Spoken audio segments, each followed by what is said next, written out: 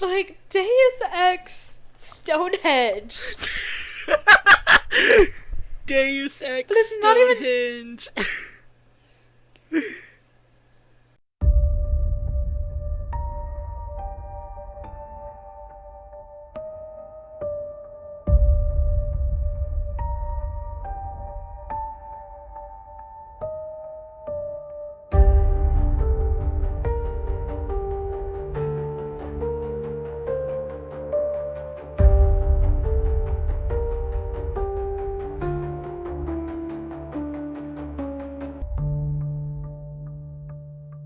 Welcome back, boils, ghouls, and specters elsewhere on the gender spectrum, to Persistent Horrors, the show where we distract ourselves from the very real horrors of the world by info-dumping about the not-so-real horrors. I'm Monday, your mistress of the macabre, and I'm joined by my creepy-crawly co-host. I'm Arlo, the architect of anarchy. Delightful. Today, we are going to be talking about Halloween.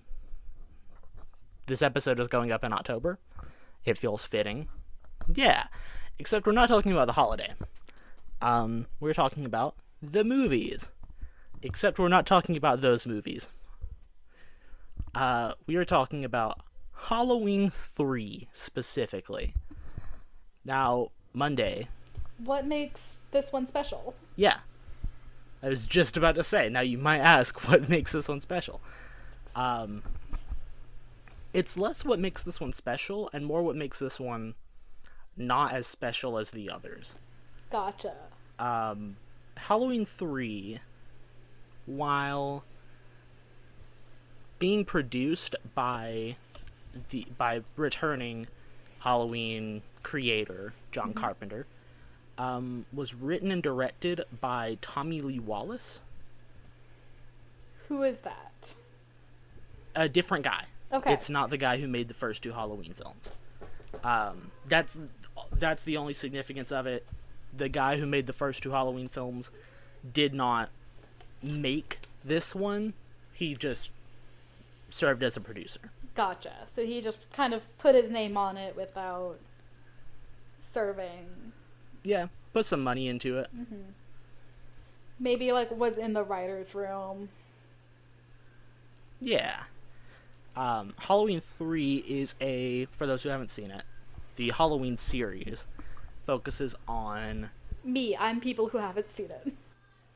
Oh, you haven't seen Halloween? Okay, cool. I'm the audience stand-in for people who know nothing about Halloween movies or movies in general. Yeah. So, Halloween tells the story of the serial killer Michael Myers. And for the most part, it tells the story of his family and or the family that is fighting against him. It kind of depends on the continuity.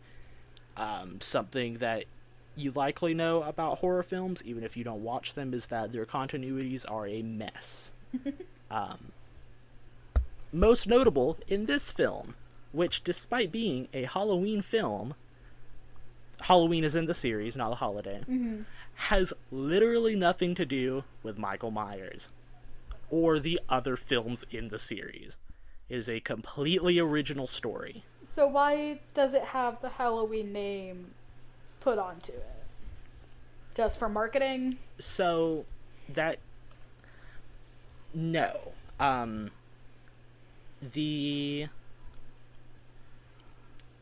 After Halloween 2, John Carpenter, the creator of the series and the director and writer of the first two, decided that he did not want to make another Halloween film unless it was a different story, not about Michael Myers. Interesting.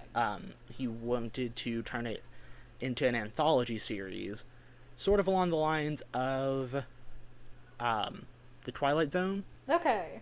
Or I can't think of any other horror anthology series from the time, although more modern examples include... Yeah, I guess Goosebumps. I don't think Goosebumps existed at the time either, is the thing.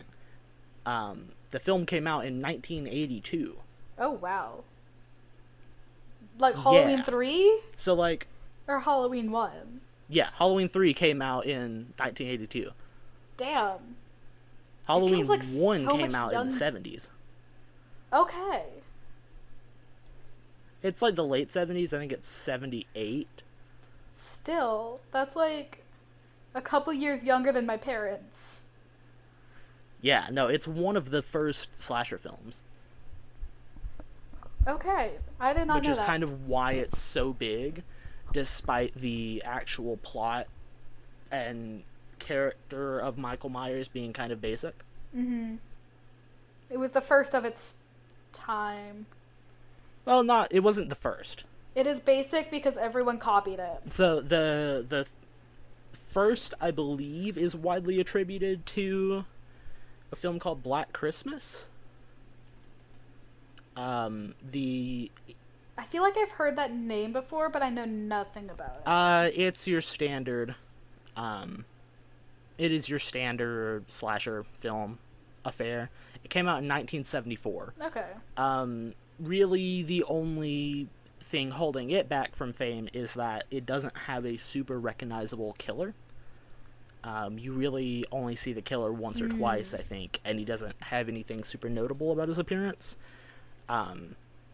It wouldn't be until 1978 with Halloween, the first Halloween film, that we really got something like that, although 1974 was when, that same year that Black Christmas came out, Texas Chainsaw Massacre came out.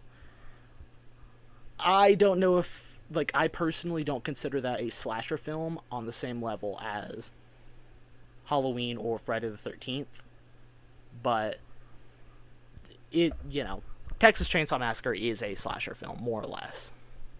Yeah. I recognize it by name. I probably couldn't pick its main character out of a lineup in a Halloween shop. Leatherface. Inbred Inbred cannibal with a chainsaw. Wears a mask made of human skin. Okay. I think You would recognize him if you saw him. Freddy... Not Freddy Fazbear. Nightmare Freddy. Freddy Krueger's the, like, burned face, right? Yeah. Nightmare Freddy is also a FNAF character. So John Carpenter did not want to make another Halloween film unless it was an anthology.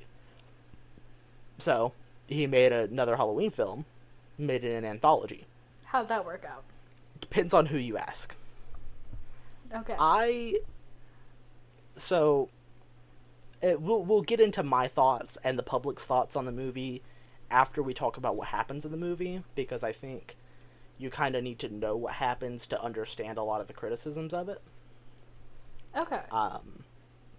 Like the first two Halloween films, it continues that very suspenseful theme, as well as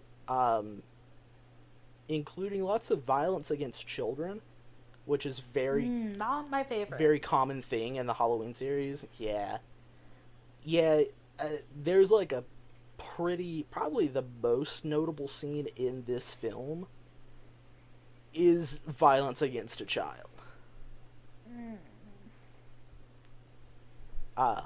So trigger warning for violence against children, and also death.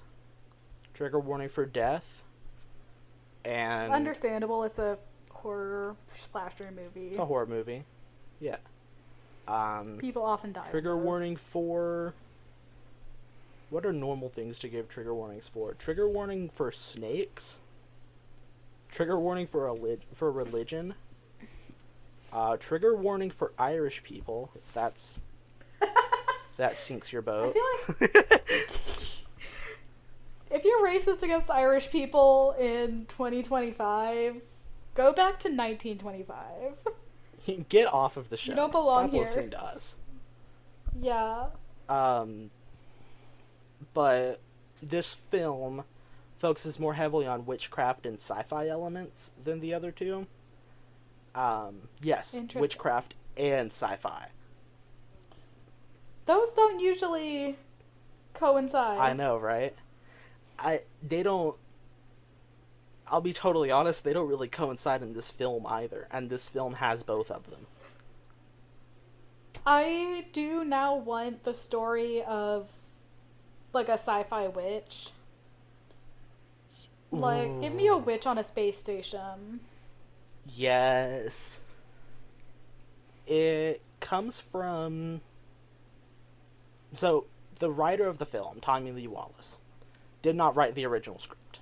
The original script was written by British sci-fi author Nigel Neal, who distanced himself from the project after the distributors wanted more violence and gore in it, which he did not fuck with. He wanted it to be more low-key and more of a psychological horror than a physical, bloody horror. When it comes to horror, I'm definitely more of a fan of, like, psychological suspense horror rather than, like, cheap jump scares and blood, like fake blood. I traditionally agree.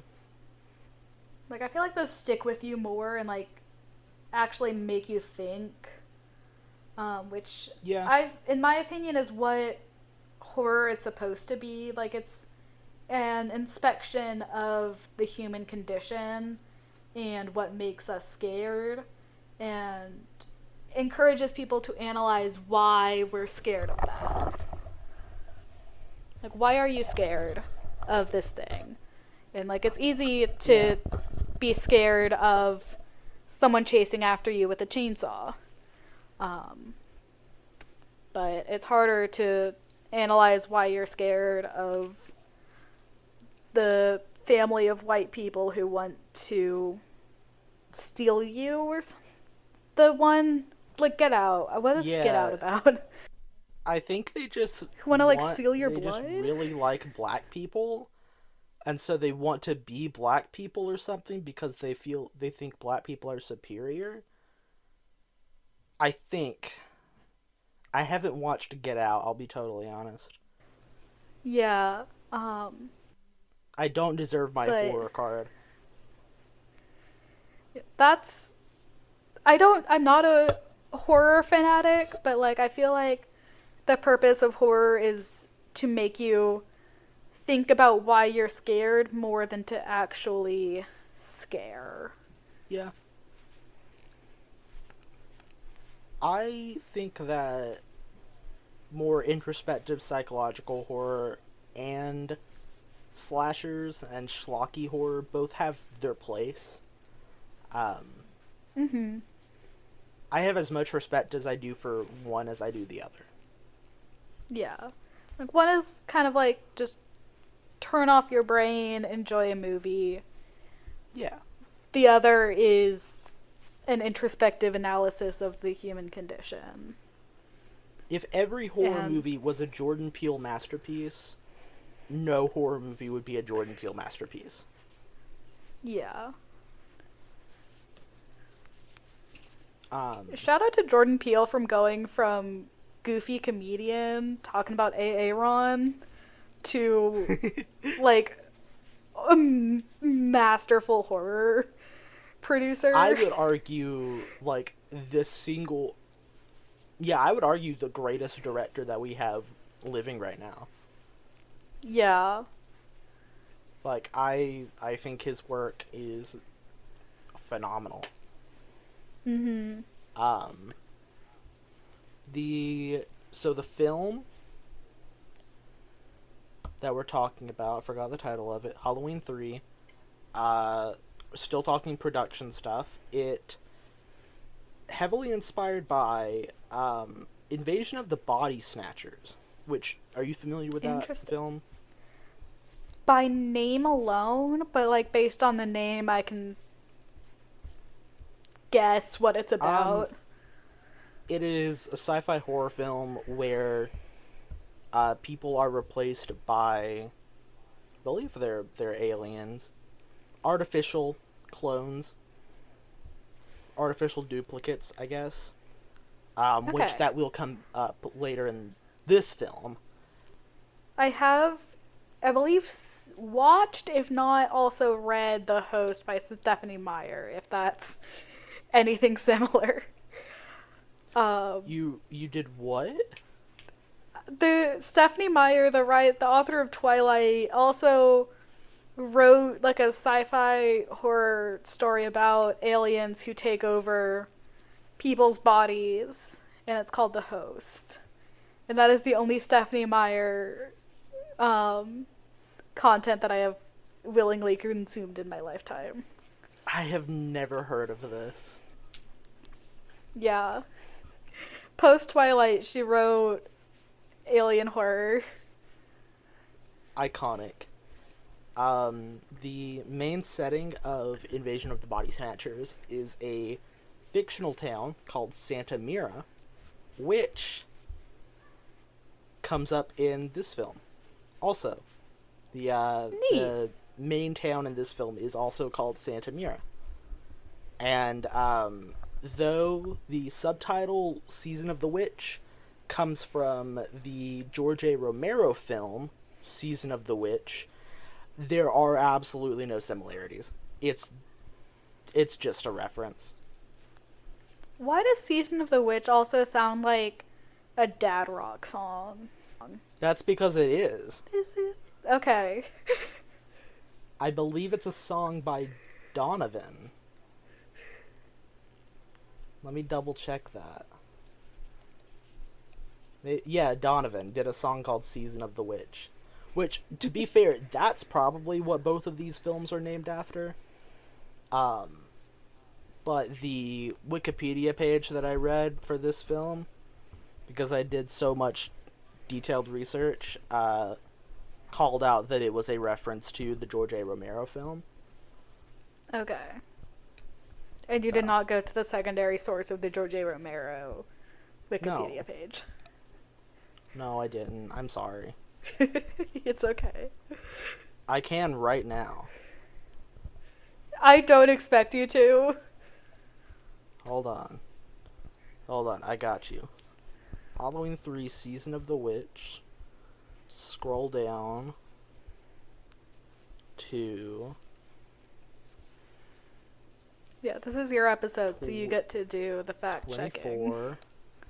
Okay, so let it be known, I did attempt to review the source, but it is a book.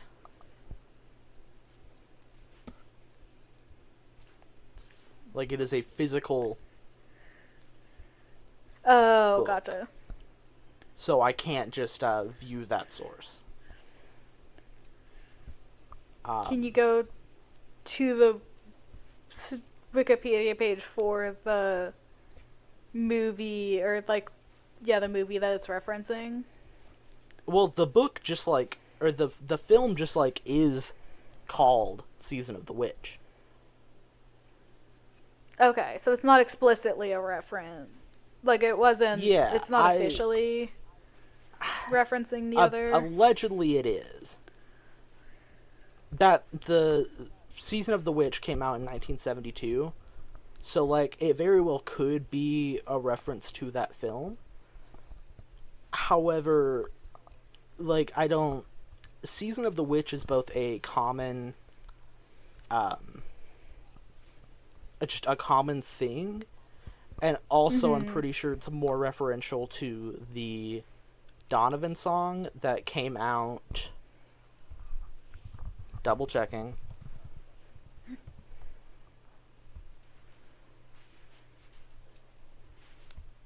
That came out in 1966. Gotcha. So, pretty sure they're both just a reference to that. Yeah. So, that's all the background that I have. Let's get into the actual film, which is... It's a film. It's something that I watched. So, it is October 23rd, 1982, in Northern California. We open on a man. We find out later that his name is Harry Grimbridge. running from these men in That's suits. a sucky ass name. Harry Grimbridge? Yeah, I know, right? The name Harry just makes me think of, like, Hairy. Especially, like, if it's followed by a noun. That's fair. Ish name. I exclusively think of British people when I hear the name Harry. My wife is obsessed with Harry Styles. I do have his entire discography downloaded.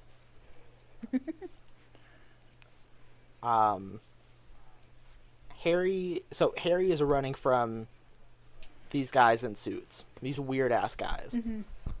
There is a scene in this film where I have to describe this.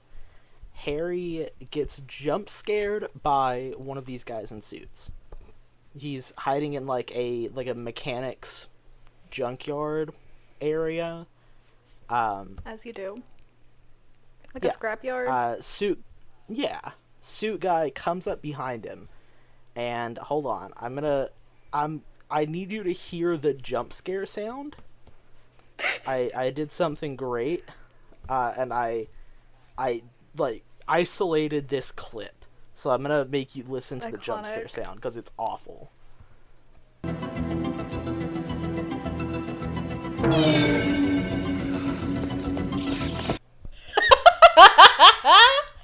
Right? What the fuck is that sound? Also, included in that clip is the instrumental. All of this film sounds like that. It is the sick, nastiest synth music the entire time. The soundtrack sounds dope as hell. Oh, it is. It was made by John Carpenter, the producer. He's like actually a bona fide musician, and that's the kind of music that he makes. So a lot of his films, the musical score for it, he also creates. So that's Harry, the old guy, and he's at the scrapyard, and that guy who just attacked him pushes him down onto the ground and starts strangling him. Harry pulls on a chain that is attached to a block that is keeping a car from rolling. And he pulls the block out, and the car starts rolling towards the suited guy at half a mile an hour. It is so slow. And it hits him, and it kills him instantly. What the fuck? That would not kill anyone. And the guy sits there on top of Harry and stares at it for a solid 4 seconds. You can run faster than a gently rolling car. I promise. Yeah, no, it's really funny. So Harry is injured in that fight, and he ends up in the mechanic's shop, who proceeds to take him to a hospital. In this mechanic's shop, we hear a very important thing. Two very important things. One, we hear playing on the TV is a news report that someone stole one of the stones from Stonehenge. Bonkers. They just stole it. Shout out to exposition through news reports. I agree. No, literally no one draws any attention to that. That's fucking wild. It's just kind of a thing that's there.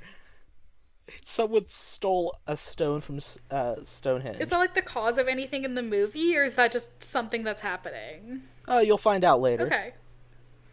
Maybe not. But we also hear TBD. This fucking song. I hate this song. I'm sharing it now. Okay. We hear this stupid fucking commercial. Stay with us. 8 more days to Halloween, Halloween, Halloween. 8 more days to Halloween, Silver Shamrock. 8 more days to Halloween, Halloween, Halloween. 8 more days to Halloween, Silver Shamrock. Yes, kids, you too can own one of the big Halloween 3. That's right, 3 horrific masks to choose from. They're fun, they're frightening, and they glow in the dark. What is the visual? Yeah, right? The disembodied child's head. Yeah. Kind of a bop, not gonna lie. No, I hate it. It's It's an kind of a earworm. bop right now, but that song plays in this film 10 times. Horrifying. That is scarier than any slasher movie. So we see that commercial. That's important. That there's 8 more days till Halloween. Yes. I mean, it is the 23rd. Once Harry arrives at this mechanic's shop, he passes out, and he is taken to a hospital, where he is seen by the worst guy ever. His name is Dan Chalice. So a doctor. He is a doctor. He is also an alcoholic and a divorcee.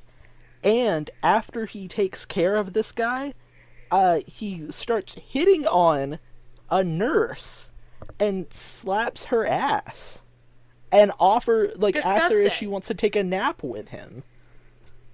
Ew. I would become a Halloween slasher to kill that guy specifically. I agree. He does take a nap, but he does it alone. Good. He deserves Yeah. to be alone for the rest of his life. I agree. Yeah, so I fucking hate Dan. Dan sucks. Mm-hmm. And one of the suited guys shows up while Dan is napping, not doing his fucking job because he's an alcoholic deadbeat. And the suited guy kills Harry. And then he walks Damn. outside while being chased after by Dan, who has woken up at this point. The guy walks outside, gets into his car, A little completely late. casually, takes a canister of gasoline, pours it all over himself, lights himself on fire, and blows up his car. Dan? Dr. No, Dan? Or the suited guy? suited guy who kills Harry. Dan's fine. Is now lighting himself on Unfortunately. fire. Yes. Damn. Yeah. He just explodes. Why? Why not? Because that's the waste of a perfectly good, Car? life. Gallon Car? of gas? Yeah. That's at least $3. Yeah. So the next day, the sheriff, who does not have a real name, this is not a real guy, his name is Dunsmur, Dunsmur. That's not a real guy. I'm changing my name to Dunsmer. Dunsmur. He has... I am no longer Dunzo, I am Dunsmer. He has Harry's daughter, whose name is Ellie, come into the hospital to identify the body instead of, the morgue, which I think is normally how that's done. I feel like morgues might sometime, it might be a hospital morgue. No, he's still in the bed. He's in his hospital bed. Oh, what the fuck? This is 4 hours later. What the fuck? Yeah. Yeah, I know, right? Yeah. Ellie is delightful. I love Ellie. Gorgeous. So pretty. I must Google pretty woman. Her name is, give me a second. The actress's name is Stacey Nelkin.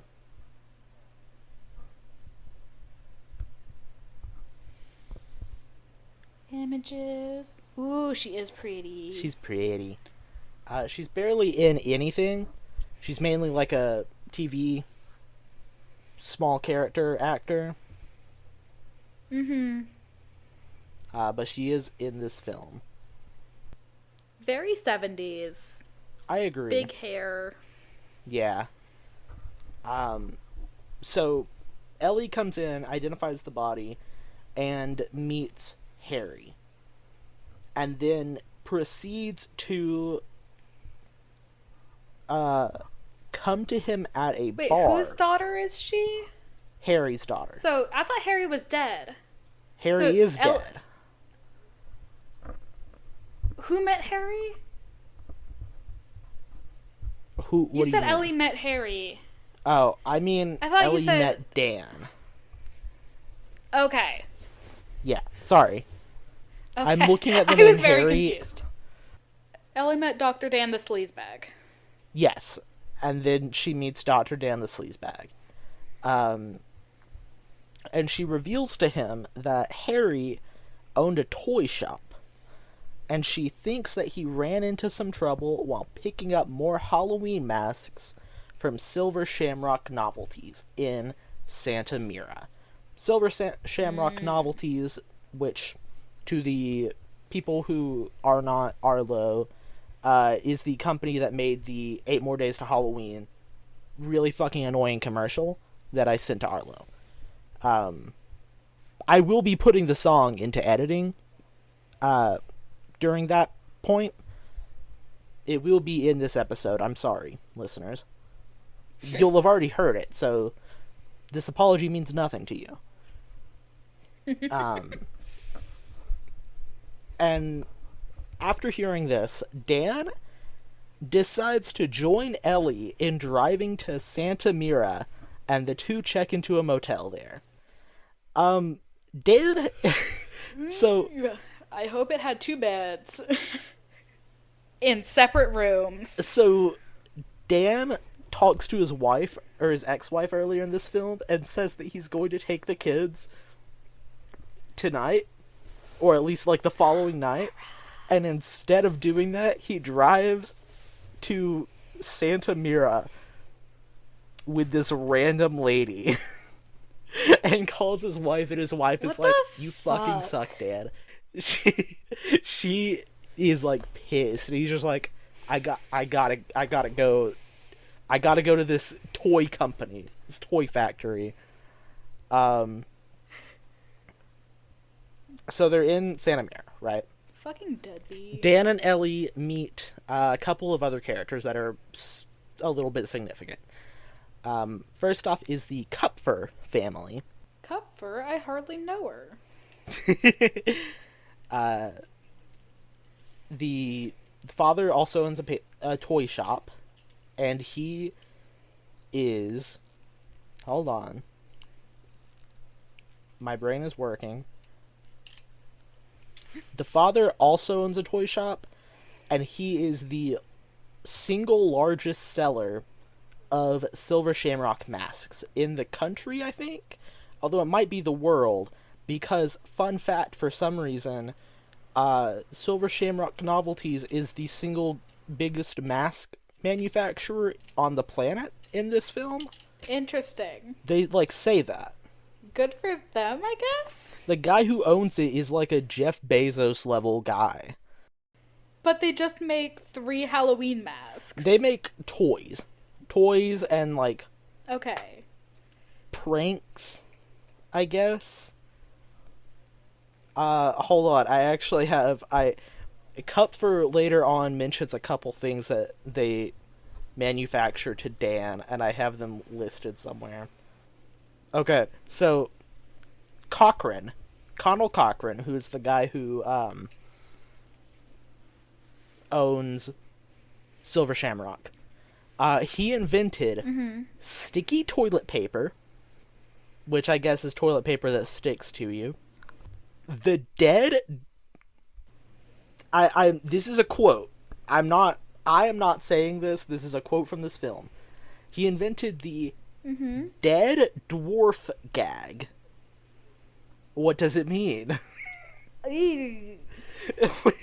What does what do those 3 words in that context mean? And he also invented the sloth chainsaw. Sloth chainsaw. Yep. These are 3 things that they attribute to Connell Cochran in this film. Those are definitely words that are put next to each other. Right? And then they also, Dan and Ellie also meet another toy shop owner named Marge Gutman.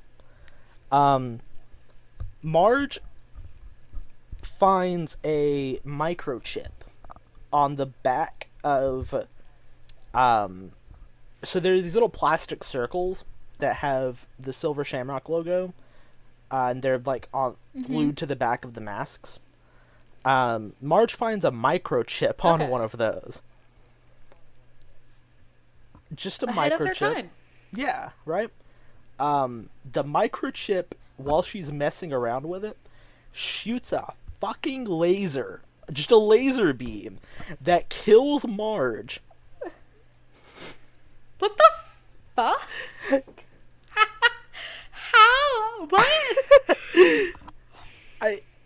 I don't know. I'm very confused. I was too when I watched it.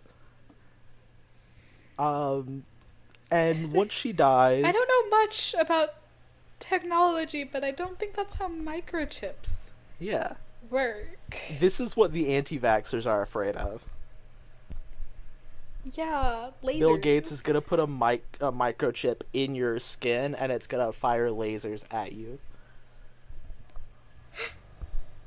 An insect also crawls out of her mouth after she dies. But that's not even the grossest thing that happens during this, 10 minutes in this film. Because also, you alluded to this fact earlier, the hotel room they have checked into only has 1 bed. This is the only context where I don't want an only 1 bed trope. Yeah, Dan and Ellie hook up. They are for some reason positioned as a romantic thing in this film. Which, they've known each other for 2 days. Yeah. And also... I get it, girl, but with someone else. I did research. Dan is played by an actor named Tom Atkins. Ellie is played by Stacey Nelkin, who we've already discussed. In 1982, when this film came out, Tom Atkins was 47. Stacey Nelkin was 23. Okay. That's younger than either of us. That's how old I am. No, that's as old as you are. I'm 23. But it gets worse. My mom isn't even 47. Okay, so it gets worse. They are... Your mom's not even 47? She might be 47. She's not older than that, though. My parents are, in their mid-50s. My parents were young. One of them is young. The other one was young. Yeah, they were. So... They were young when they had kids. So, Dan and Ellie fuck. Because, of course, they do. And... they're laying in bed, post-coitus, and on the radio, a radio that was not playing anything until it starts playing this, the Silver Shamrock song comes on. It's completely silent. So the Silver Shamrock song is haunting Yeah. the characters. They are laying in bed naked. It's silent. Silver Shamrock. 6 more days to Halloween. It does change the number each time. I don't know if I mentioned that. No. That makes sense as an ongoing bit. Yeah. I'm just imagining, the logistics of having to release I a know, new right? commercial every day. I know, right? And after Dan changes that ad to just generic music, it's only after they've already hooked up that Dan asks how old Ellie is. Like, and also, dude, if you're gonna have this happen, just don't have the character ask. We can just assume that she's an adult. Do you want to know what her answer is? I want you to. 21? I want you to. Is that your guess? Is that what you think she says? 19. Locking in. Her response, quote unquote, relax. I'm older than I look. Young lady, that's not an answer. No. What does that mean? No. You look like you're 14. You have a baby face. You look very young. Sir. Yeah. This man has children. Yeah, 2 children. Are the aloes okay? No. Yeah. They're The really streets not. are not okay. No.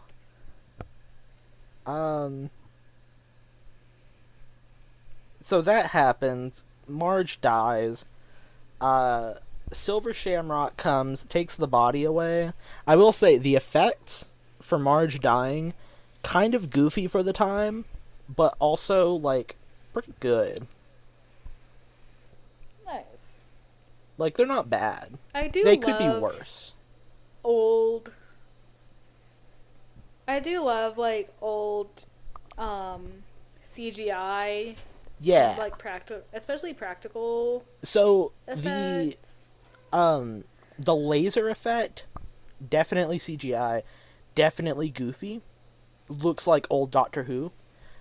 But Marge's face after she gets laser beamed, really good effect. I'm pretty sure it's completely practical. Nice. It's 82. Of course it's completely practical. Yeah.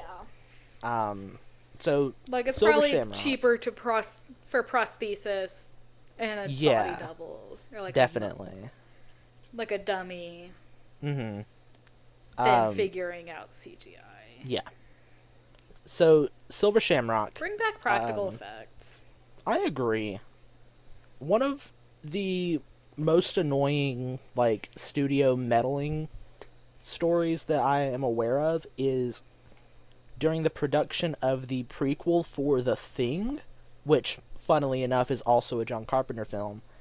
In the prequel, which came out 30 some odd years after the original, they had done everything completely practically, and then we're going to use CGI to remove some wires, add some more tentacles, but nothing really noticeable. Yeah. And then the studio mandated that they had to cover up the practical effects with CGI, and it just looks so much worse. What the fuck? Yeah, the practical effect. There is a cut of this film where it's practical effects. It's just not, like, fully rendered, but, like, there's a fully practical cut of that film. I wish. Right. It's so much more artistic. I agree, and cheaper like- most of the time. Yeah. And, like, it actually blends. Yeah. So, Silver Shamrock, they take the body away, and Connell Cochran shows up. This is where we first meet Connell Cochran. He introduces himself to Dan and Ellie, and he's this, like, charming British guy, but he's British, so of course he's evil. Also, he's British, and the Santa Mira is an Irish town, And this British guy came, built this giant factory, like took over a farm and built a giant factory. Did not hire any of the any of the workers in that town. So, like, there's some interesting commentary on the British treatment of Irish folk. Yeah. Which is, like, really weird. That's a really weird thing to throw in here, but I think it's kind of cool. But also it doesn't really make a whole lot of sense, because we learn later that Conal Cochrane is Celtic? That he comes from... Interesting. I straight up thought this was all... What? I straight up thought this was all taking place in, like, California. It is. It's taking place in California. Santa Mira is... You just said it was British. No, so this guy, Conal Cochrane, is British. Santa Mira is like an Irish immigrant town. It's like Little Ireland, I guess. It's like Savannah. Yeah. Why would all of the Irish immigrants go all the way across the United States? Like, y'all went across an ocean and a country. Gold? Like... I mean, I guess. I guess there are opportunities in California that there aren't in other places. Dude, I don't know. Maybe this is complete bullshit, and they just wanted the film to both take place in California and also have an Irish settlement.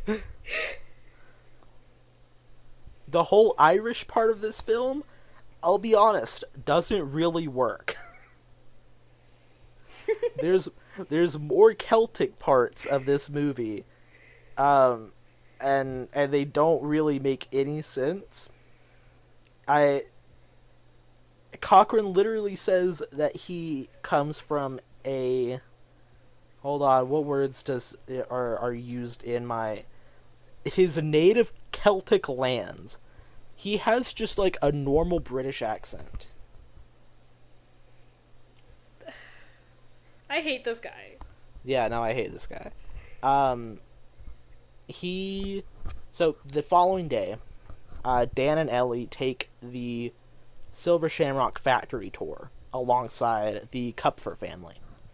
And while they're there, Ellie finds her father's car and tries to run to it, but the suited guys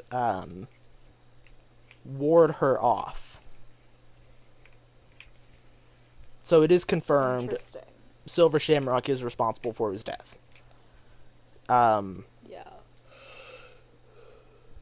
Dan tries to call the police, but he can't reach anyone outside of the town. Which he's already been doing, so like this is a new thing that now that Cochrane knows that they're onto him, he's cut the phone lines, I guess. And Ellie is kidnapped by some of the suited guys. Interesting. So, phone lines are cut. Ellie is kidnapped, and they know that Harry was killed by Shamrock Corp. Yep. Dan runs from more of the suited guys and sneaks into the Silver Shamrock factory, where he is caught by a suited guy. He fights him off, though. He's, like, punching at him. And the suited guy is, like, not even feeling the punches. Except so for are they, like, when... robots? Yes, they are androids. Are they this is toy soldiers? No, they're just androids. Okay. Yeah. It's revealed when Dan, the same guy who punches one of the suited guys in the face multiple times and he barely flinches, Dan punches a hole into this guy's stomach. And there's just wires. Like this... So their faces are indestructible, but not their stomachs. Apparently. That's what I got from that scene. I mean, I guess. I guess? I guess. I don't like it, but... Yeah. Yeah, so the suited guys are in fact androids. Maybe their torsos are just incredibly vulnerable, because that first one gets crushed by a very slow-moving car. True. I guess that's Yeah, canon. how are you... I mean, like, if you're gonna give them a soft spot, make it smaller than their entire torso. Their entire abdomen. Yeah. So, androids are here. And while Dan is kind of shell-shocked at the fact that he just punched a hole into an android, Cochrane walks out and takes Dan to the final processing room. Ooh, spooky. Ooh. Corporate practices. What could this be? And it's what are they processing? It's revealed that each of those little plastic circles contains a microchip. And the microchips all contain a fragment of a stone from Stonehenge. What the hell? Which is is revealed happening? to be an ancient Celtic ritual circle. I mean, as some believe. And when the final Silver Shamrock commercial is aired later that night, this is Halloween Day, by the way. We've skipped a couple days. When the final Silver Shamrock commercial is played, the microchips will activate and kill anyone wearing the masks and release a swarm of insects and snakes that kill anyone nearby. What the hell? No, this part of the movie, it comes out of nowhere. Yeah. Just Stonehenge. Like, It's the power of Stonehenge and microchips. is the snakes like a St. Patrick reference? I don't know. Literally, like, I know I said this scene comes out of nowhere. The snakes and the insects even more come out of nowhere. Like, does Yeah. the laser beam create them? Who knows? We don't. Like, Deus Ex Stonehenge. Deus Ex But it's not even- Stonehenge. It's God not even from the Deus, hinge. it's Devil Ex Stonehenge. Satan from the hinge. Yeah. So, and we don't just like learn this through exposition. We get to watch this happen. It's unhinged. It's unhinged. This whole movie is unhinged. So we get to watch this play out, this process happen, when Cochrane kills the Kupfer family using the process. He uses them as like a demonstration to Dan. Yeah. And it's like, it's pretty good. Like, it might be my favorite scene in the movie, even though it does involve a child getting laser beamed. We don't, like, see anything outside of, like, a rapidly decaying corpse. And, like, even then, you don't really see that good. because he has the mask on. It Okay. is objectively disturbing, but also, like, the effects are pretty good. I kind of get down with it. And also, this whole scene is just so bonkers. You kind of forget the fact that you're watching a child die. I'm sure you have many more questions and concerns than the death of a child. Yeah, I have so many more. So Cochran locks Dan in a room with a mask on and with a TV that's going to play the final commercial. And explains So is it only people who, like... Is it only people who witness the final commercial that activates it, or just the final commercial playing coincides with the activation? Let me explain the commercial. It is the, I think it says, today is Halloween or something. And then they're supposed to be watching for a big giveaway that is going to happen. But instead of a big giveaway, it is a flashing image of a pumpkin. And that flashing image of a pumpkin is what activates the Stonehenge fragments. Gotcha. So you have to be wearing the mask in front of a screen for it to activate. Yes. Which is what the... That feels convoluted. Well, it's a big giveaway for, like, the most famous mask manufacturer in the world. It's happening after, like, a Halloween movie marathon. Yeah, but why would you be wearing your mask? It's also happening at 9 p.m. on Halloween. People are not going to be watching their TV. Yeah, like, you'd be out trick-or-treating. Yeah. Like, you would be wearing your mask and trick-or-treating, not watching the TV. No, you know the funniest part? Or you would be inside without your mask, watching the TV. Do you want to hear the funniest part of this entire plan? What? No, this is actually the funniest part. This is just the part that makes the least amount of sense. While Cochran is telling Dan about his plan, it shows scenes. This is like 7 p.m. You know, they got like a couple hours, maybe, I guess. 7, 8 p.m. And it's showing footage of children trick-or-treating in their masks leading up to this. These children are not going to be at home in an hour. Yeah.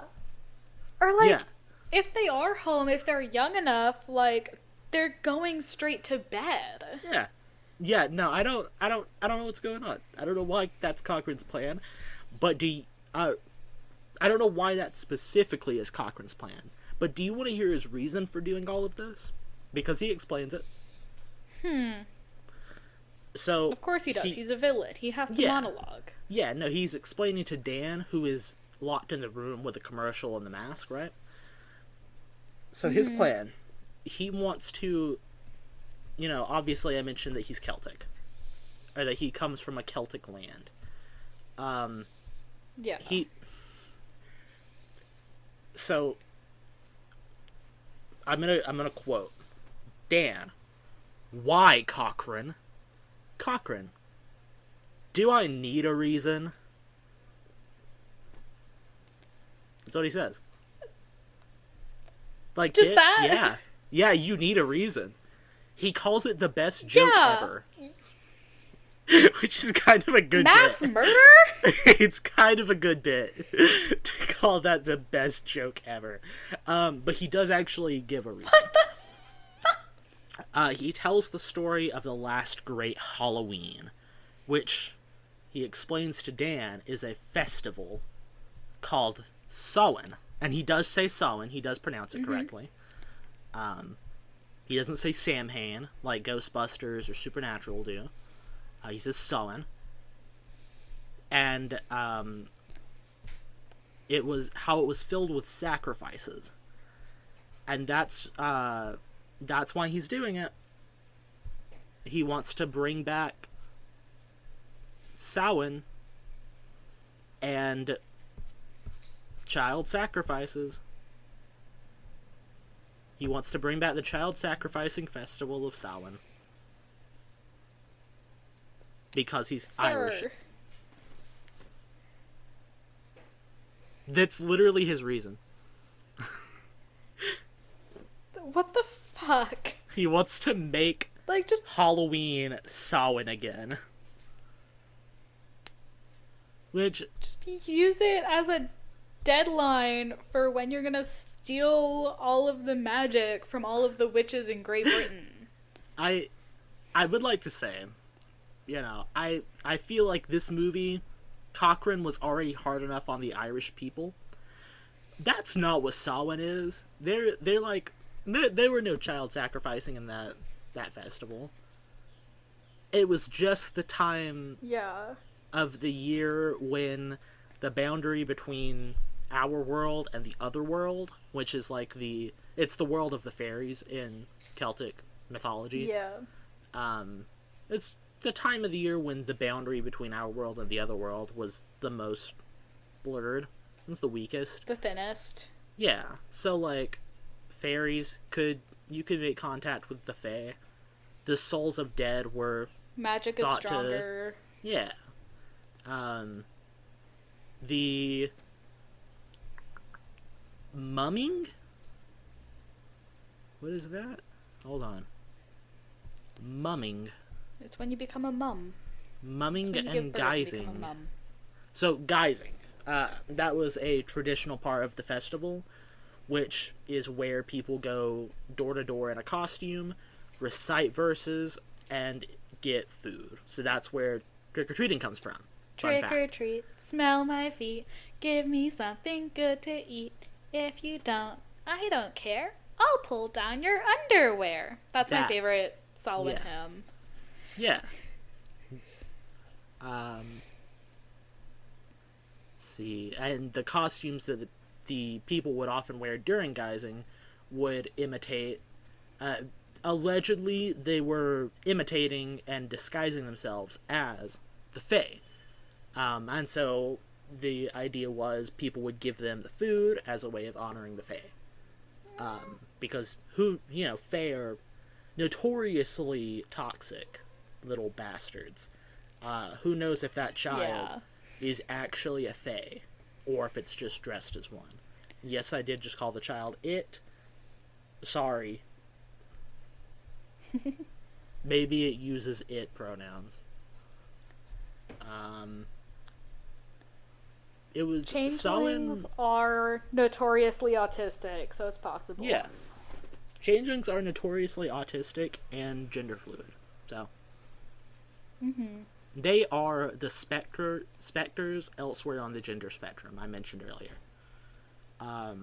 Yeah. Samhain has also been suggested by the first professor of Celtic at Oxford University to be the Celtic New Year, but there's like literally nothing. Was that a part of the... Was that said in the movie, or like actually... That's like an actual allegation as to the purpose of Samhain, but like there's like Gotcha. no real evidence towards that. It's heavily disputed that that's Like, the what only- that would be. So Like, the only thing evidence I can provide to back that up is just the fact that Solway in Latin is hello. So like, hello to the... Like, it's a greeting for the new year. But that's guess. literally all I can yeah. provide So- to back it up. And Celtic and Latin are... I believe Celtic is a Germanic language. I think so. It's not a Romance. No, it's Latin-based not Romance. language. It's not Slavic. Pretty sure it's Germanic. Okay, so Cochrane. He's wanting to bring back the child sacrificing Samhain rituals from his native Celtic lands. Awesome. That feels low-key racist towards Irish people. Right? This is a British guy. I would like to remind you, this man has a British accent. Yeah. This man does Also, not just, have like, an Irish in accent. He has a British accent. General accusing Irish people of sacrificing children. Oh, and animals. Like, But yeah, children. yeah, like any unfounded... Yeah. Honestly, even any founded mention of ritualistic human and animal sacrifices, especially as a villain, feels low-key racist to me. Yeah. Does it make it better if, in the original script, Cochrane was a 3,000-year-old demon?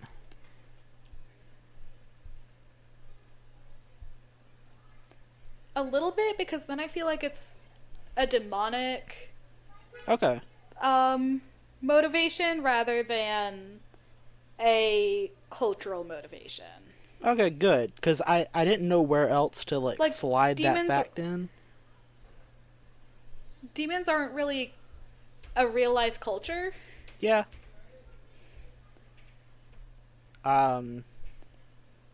Celts are real-life Yeah, people. definitely.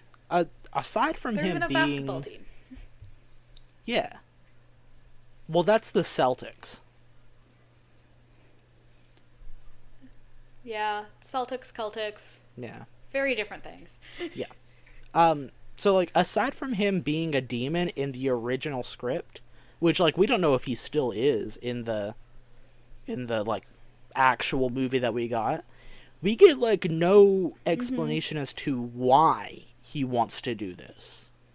Like, what his end goal is. We don't know. Yeah. He never says.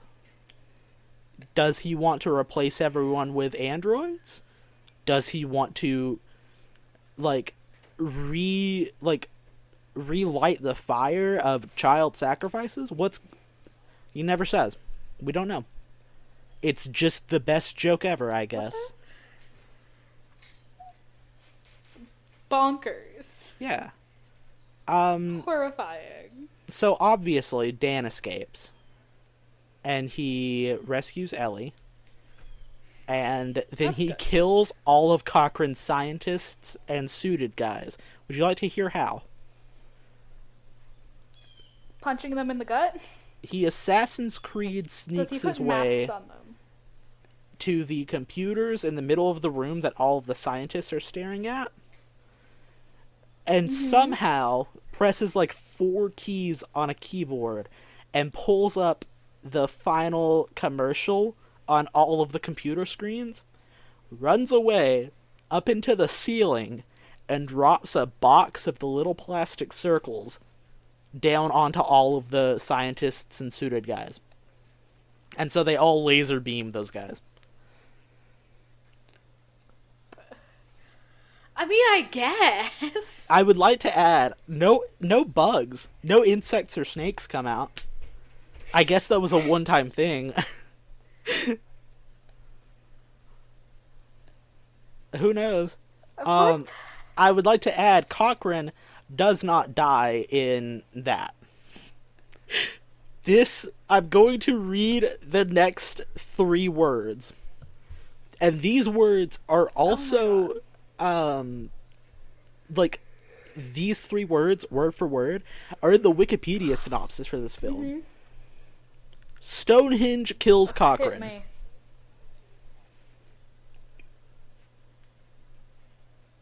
How?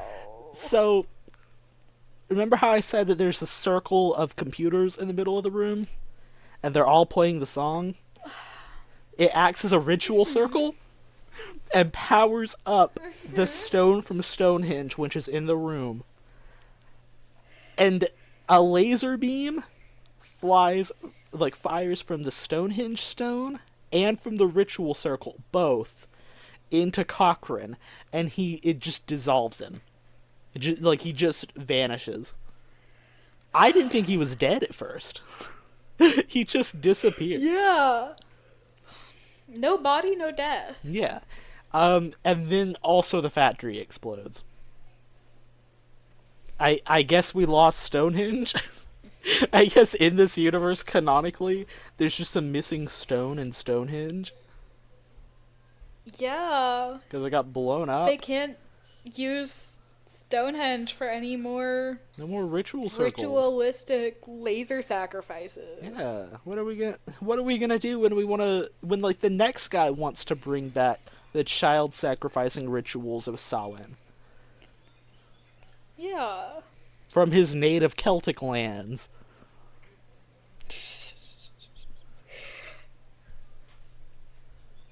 Correct me if I'm wrong, but Ireland is the only Celtic land, correct? I don't actually know the answer to that question without like saying something that might be incorrect. So let me Yeah. I'm gonna go to the Wikipedia page for Celticism.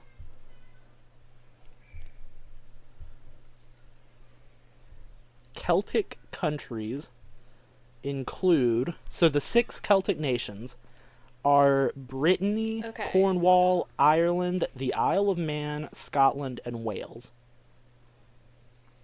Okay. I stand corrected. Yeah, It is so more than just Ireland. it looks like it is Ireland, Scotland, Wales, and a couple other parts of it. Like part of Yeah. France. Interesting. Yeah. I'm glad I asked. Yeah, I didn't know that. I learned something new. It looks like they were pre-Roman and Norse movement into England, or the English, the British subcontinent, I guess.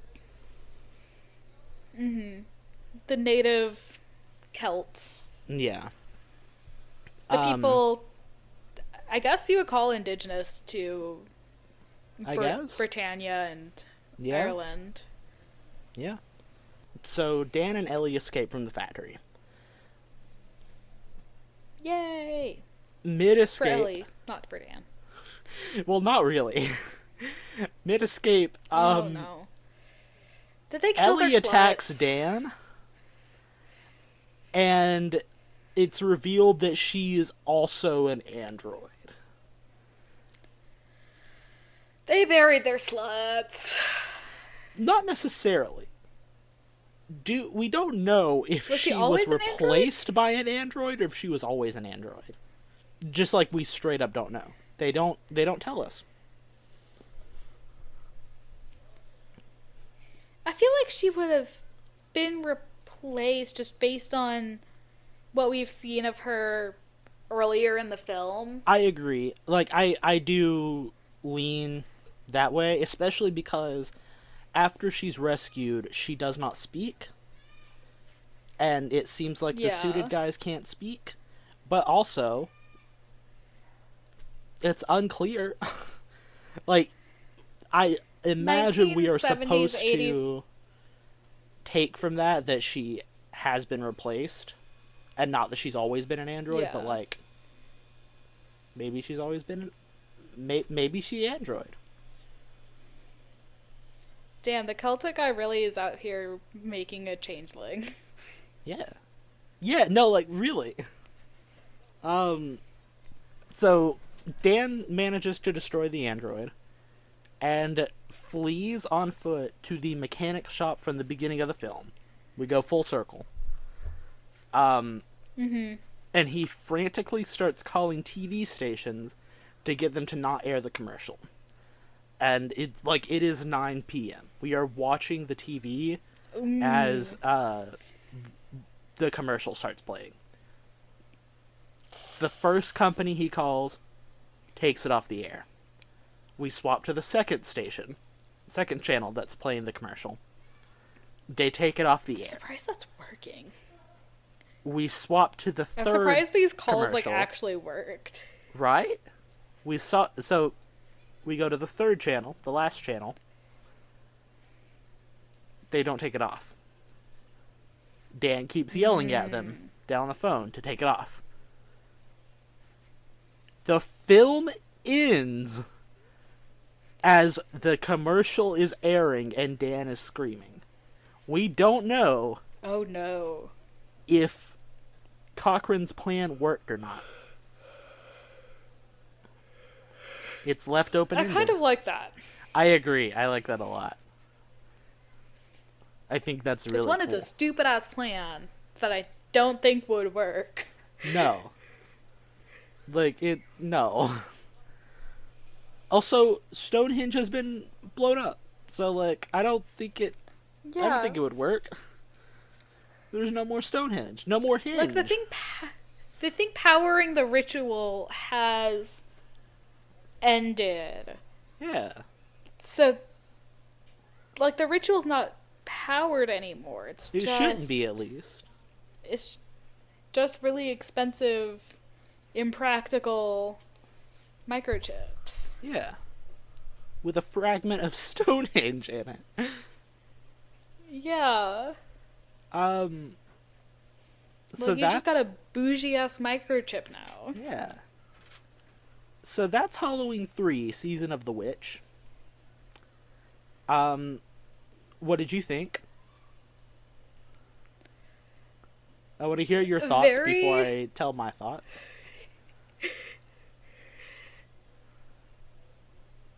Very convoluted, yeah. I would say. I feel like it has a lot of, has a lot of what would become classic horror staples. Definitely. I would give it a solid 6 out of 10, I think. I enjoyed it, for the most part. Mm-hmm. The acting wasn't awful. There was, like, no chemistry between the two main characters, but aside from that, acting wasn't awful. The effects... There was no chemistry because they were, like, over 20 years apart. Yeah. And expected to be romantic interests. There was no chemistry because it seems like, as someone who watched the movie, they should have had a father-daughter dynamic, considering she just lost her father. Yeah. And this is an older guy who has problems with his children because he's a deadbeat. Like, it feels like he should have been... Yeah, like, he should have been there to help her move past her father's death, and she should have been there to help him understand how important his kids are. But nope.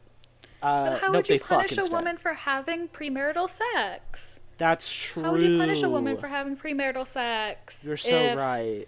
They had a parent-child relationship. Yeah, you're so right. Yeah. And how can...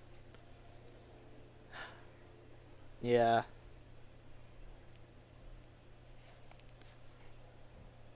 Yeah, I don't like Dan. Yeah. The good effects Fuck are Dan. really good. Like, the practical effects, great. Except for, like, one, I think. Yeah. That's not amazing. But the CGI effects are a little bit... The non-practical effects are not amazing. They look like Star Trek. But the score, Yeah. the sound design, amazing, beautiful. The sound effects feel very sci-fi coded. Like, I feel like this should be set in space. I think this movie is definitely more sci-fi than it is, like, magical. I think... I feel like the Stonehenge, the ancient Celtic lands, that kind of stuff, it comes out of nowhere a little bit. If it was all sci-fi, I think it would have been a lot better. Yeah. Bad notes, things that I didn't like. Dan was awful. I hate when the protagonist is unlikable. The pacing, not great. The first half of this movie is so fucking boring. So boring. Literally, the first half, the only interesting thing that happens, we see Marge get laser beamed. That's it. Nice. Like, we see, like, 2 other guys die, but that's the only, like, interesting thing that happens. But, I don't like the commercial song, and also, why did they make Dan and Ellie fuck? Generally, I enjoyed watching it. You know, I can get down with it. I would watch it again. There's so many twists. None of them make any sense. I can see why people hated the movie. It's so rewatchable because you forget what is coming next. Yeah. Like, from scene to scene. Every twist hits just like the first time. Because it comes out of nowhere. The second time you watch it, you try to look for, like, you know, because, like, the thing about a good twist is it's good the first time you watch it, and then it makes everything leading up to it good the second time you watch it, because you get to see how that twist changes things in retrospective. When watching this film for the second time, you don't get that. Every twist is either obvious the first time you watch it, or everything comes out of nowhere. Like the androids. You get the androids, like, almost immediately. Yeah. They look like androids. I saw, like, the clip with the sound effect, and like, the guy comes out of nowhere. I'm like, that's an android. His skin is too smooth. Yeah. But, like, the other twist, like the Stonehenge twist, you get the one mention of Stonehenge at the beginning of the film, and then you never think about it again. It's Chekhov's gun more so than a twist. Chekhov's Stonehenge. Yeah. Check-hinge. The check engine light. I was thinking that. Yeah. I get why people hated it. The film, not the check engine light. Yeah. I love like, the check engine light. Yeah. Like, it followed two films that were very connected. I don't know why they would have done two Michael Myers films and then anthology films. Do one Michael Myers film and then anthologies. Why would you do it the other way? Yeah, like, come out the gate with a Michael Myers anthology. Like, Michael Myers is just a part of the anthology. Like, I completely forgot this was part of, like, a series. Exactly. Everyone does. The New York Times reviewer Vincent Canby described it as anti-children, anti-capitalism, anti-television, and anti-Irish. Which is really funny that he loops anti-capitalism in with anti-children and anti-Irish. You can tell where this man's biases are. But I do. Neutral. I am pro-Irish, neutral children, anti-capitalist. Yeah. I do really appreciate, Fuck especially capitalism. I appreciate from a Kill modern perspective. Children. No. I appreciate from a modern point capitalism. of view how critical of the over-consumerism and over-commercialization of holidays and American society as a whole. And the idealization of corporations and how all of that will one day screw us all over. I think that's really cool.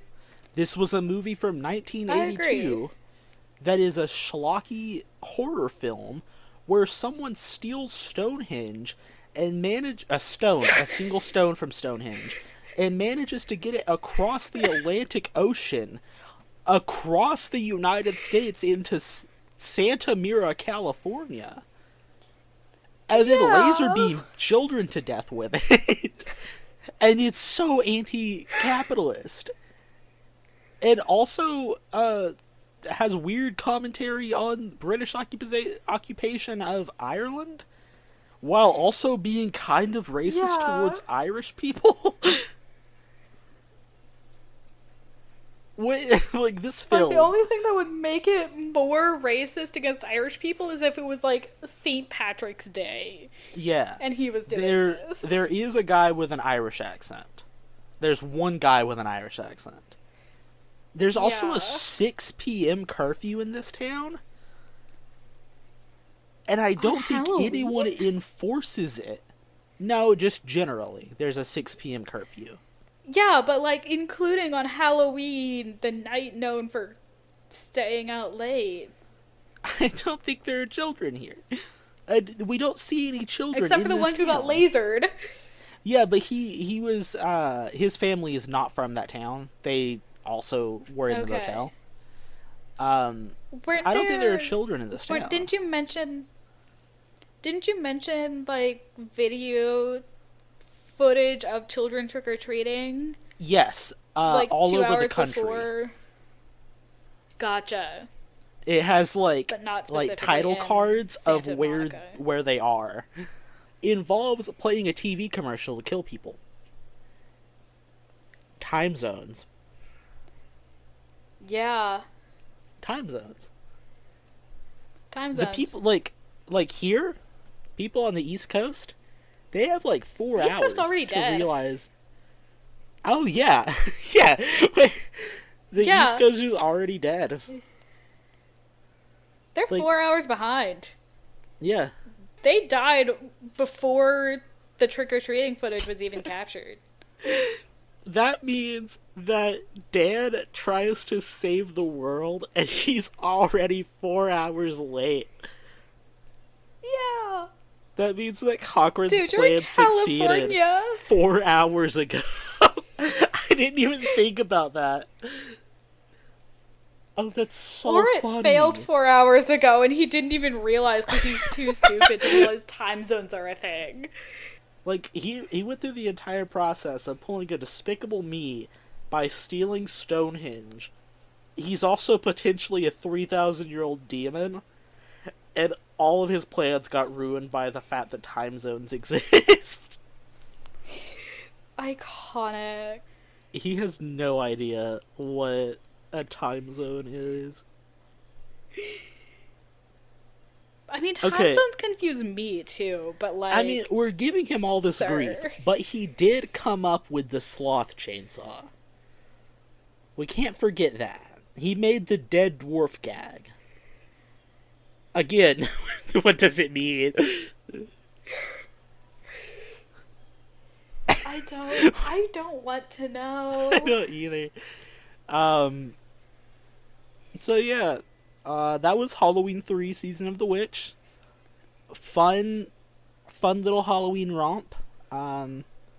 Weird amounts of like actual real world messaging and criticism, while also having a 47-year-old man hook up with a 23-year-old.